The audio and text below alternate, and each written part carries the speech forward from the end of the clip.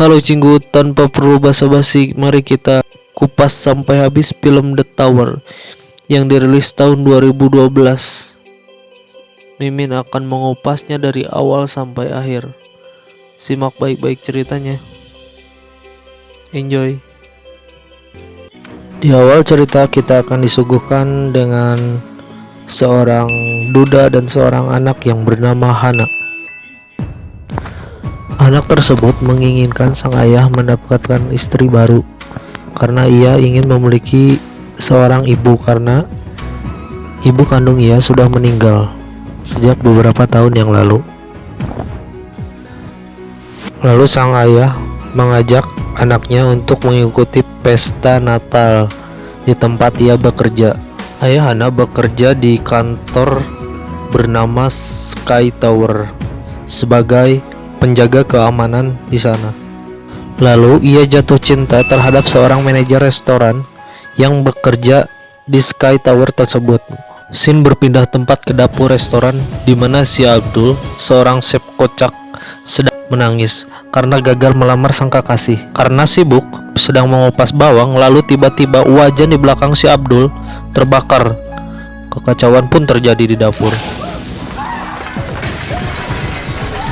Lalu sang manajer menyalahkan Nona Yunhee karena ia bertanggung jawab sebagai manajer dapur. Lalu Kang Dahe sebagai penjaga keamanan datang dan mengatakan bahwa masalahnya ada di alat penyiraman dapur. Dahe pun mengeceknya dengan menyalakan api ke penyemprotan dan corlah air. Ternyata permasalahannya bukan di penyemprotan. Para chef pun tertawa.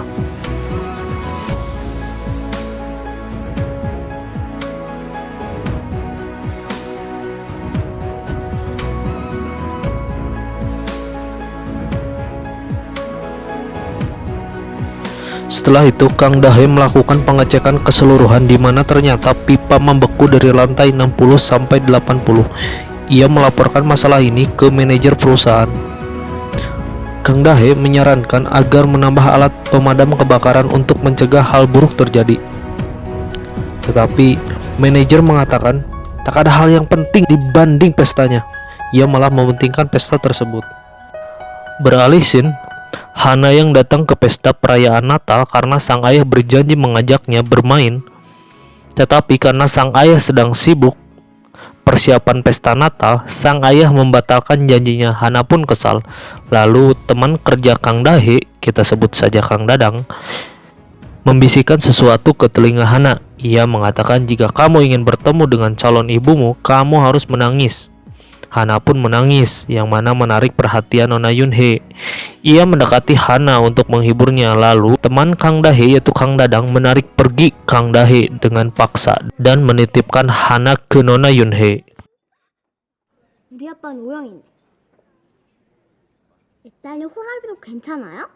Lanjut cerita, di sisi lain tim pemadam kebakaran menyiapkan helikopter untuk atraksi penurunan salju di pesta Natal Sky Tower. Sang kapten pemadam kebakaran, kita sebut saja Kang Bahar, yang sedang menyiapkan kue ulang tahun istrinya. Para bawahan mengatakan tak perlu ikut untuk hari ini, fokuslah ke istrimu. Kang Bahar pun tersenyum bahagia. Pesta malam Natal pun dimulai. Para helikopter pengangkut salju pun datang.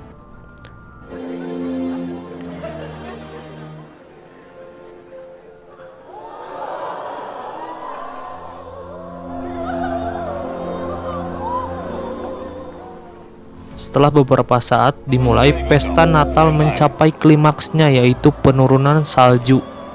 Pesta itu pun membuat semua orang tersenyum bahagia. Momen ini pun dimanfaatkan Abdul untuk melamar sang kekasih karena sebelumnya sempat gagal. Lalu permasalahan pun dimulai ketika angin kencang menerpa helikopter, sehingga menyebabkan helikopter tak terkendali.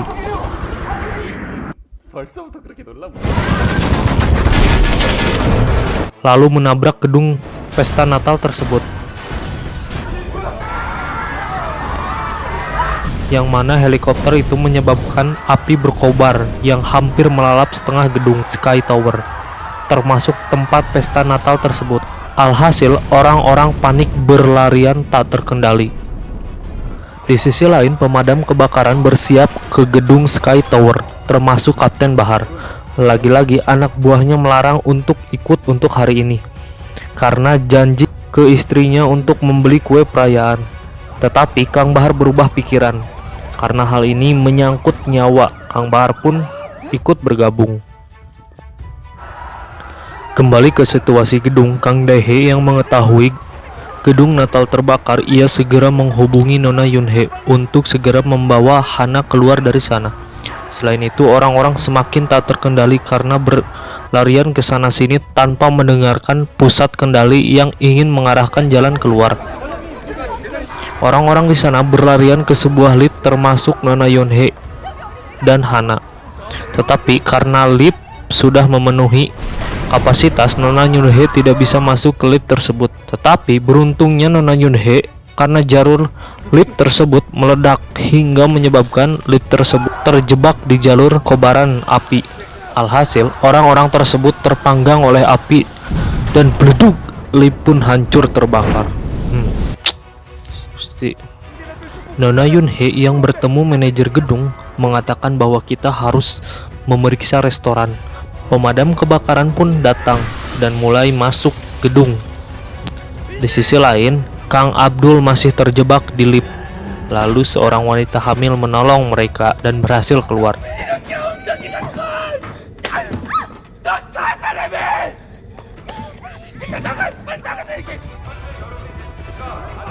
Orang-orang berkumpul di restoran karena tempat itu yang paling aman untuk saat ini. Saat para tim pemadam kebakaran masuk, mereka bertemu Kang Daehae yang sedang mencari anaknya. Tiba-tiba terjadi ledakan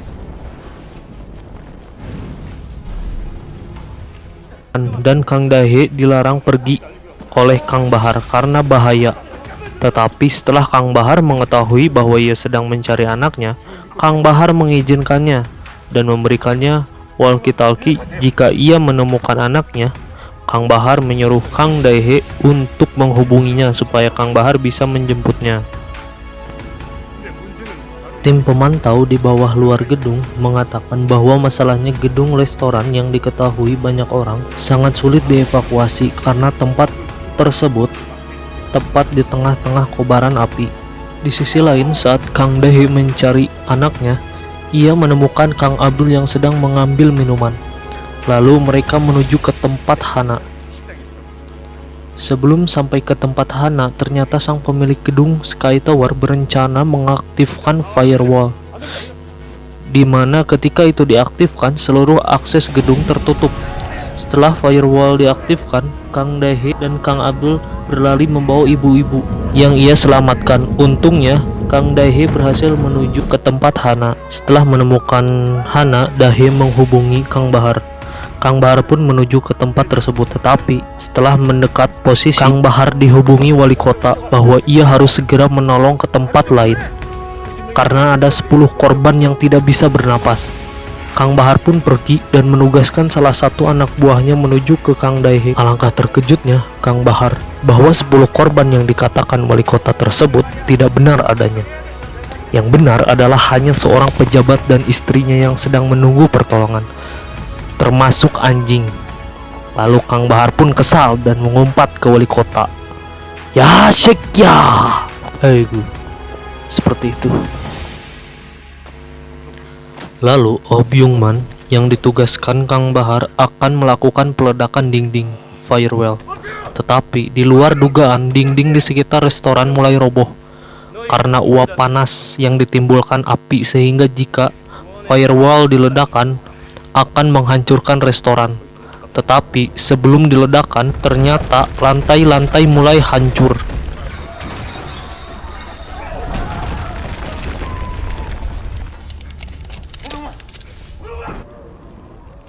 Semua hancur. Nona Yunhye melihat gondola gantung yang bergelantung di jendela. Ia menyuruh orang-orang melompat ke gondola tersebut supaya selamat dari retakan lantai yang mulai menghancurkan restoran.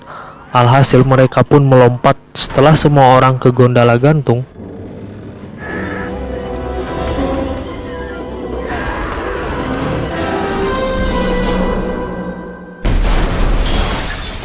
Mereka berhasil memasuki lantai gedung dan menuju lantai tengah, yang mana di sana terdapat jembatan penghubung ke gedung Sky Tower 2 yang tidak terbakar. Jembatan tersebut terbuat dari kaca. Mereka berjalan bersama-sama untuk melewati gedung tersebut, tetapi dicegah oleh Kang Bahar. Karena jika mereka melewati jembatan bersama-sama, jembatan itu akan hancur.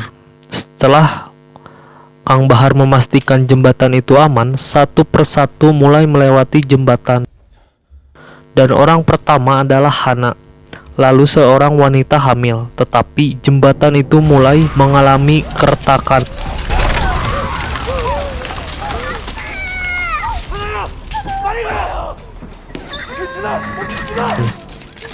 Sang manajer yang ingin selamat, dia malah berlari di jembatan tersebut. Alhasil jembatan pun roboh yang mengakibatkan sang manajer terjatuh, menyebabkan Kang Daehae dan Hana terpisah.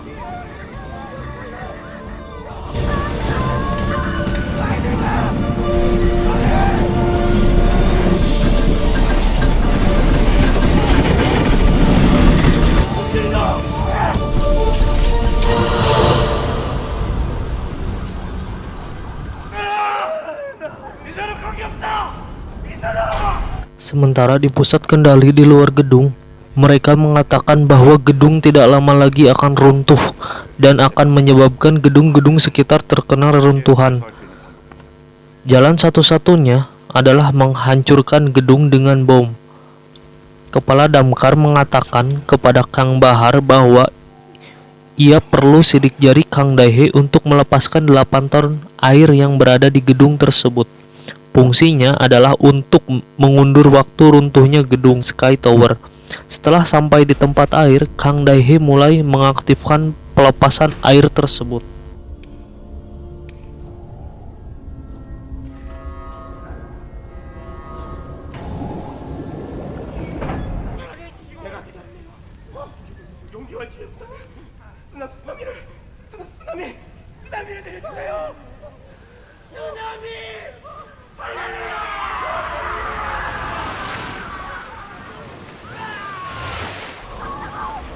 Setelah pelepasan air tersebut berhasil, Kang Daehae mendapat telepon dari Hana bahwa ia selamat dari tragedi yang terjadi di jembatan tersebut. Ia mengatakan bahwa ayah harus segera keluar dari sana dan membawa Nona Yunhee. Di sisi lain, para penjinak bom mulai memasang bom-bom di bawah gedung untuk menghancurkan gedung tersebut. Setelah mendengar gedung akan segera diledakkan, Kang Daehae menyarankan untuk keluar melalui lift dengan cara meledakkan tali lift tersebut, sehingga lift tersebut akan melajur cepat ke bawah.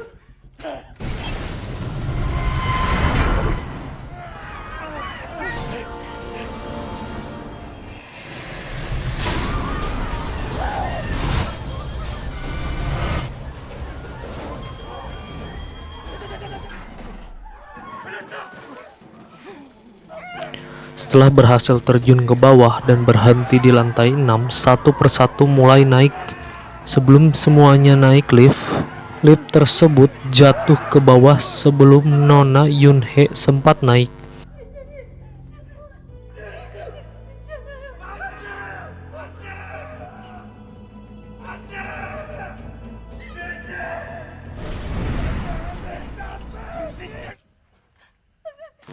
Di pusat kendali, Kang Bahar dan lainnya merencanakan penyelamatan Nona Yunhee dan yang lainnya dengan cara meledakkan tampungan waduk air hujan supaya mereka dan Nona Yunhee dapat hanyut dengan cepat melalui saluran pembuangan sebelum gedung meledak. Kang Bahar memegang kendali peledakan bom yang akan ditempatkan di tampungan waduk tersebut. Kang Bahar dan Daehae pun berangkat, lalu mulailah mereka ke lantai paling bawah. Setelah menemukan Nona Yunhee dan yang lainnya, Byung-man ditugaskan untuk mengawal mereka ke saluran pembuangan, sementara Bahar dan yang lain memasang bom. Setelah terpasang, ternyata Bahar menjatuhkan pemicu ledakan, yang mana setelah mereka pergi, Bahar mengunci diri untuk mengorbankan dirinya, karena peledak tersebut hanya bisa diledakkan manual. Sebelum meledakan, Bahar menelpon istrinya untuk terakhir kalinya. 우리 막나 막정임 씨. Tampungan waduk pun berhasil diledakkan, berbarungan dengan gedung. Kang Dahe dan yang lainnya hanyut di bawah arus air sehingga mereka selamat dari ledakan gedung.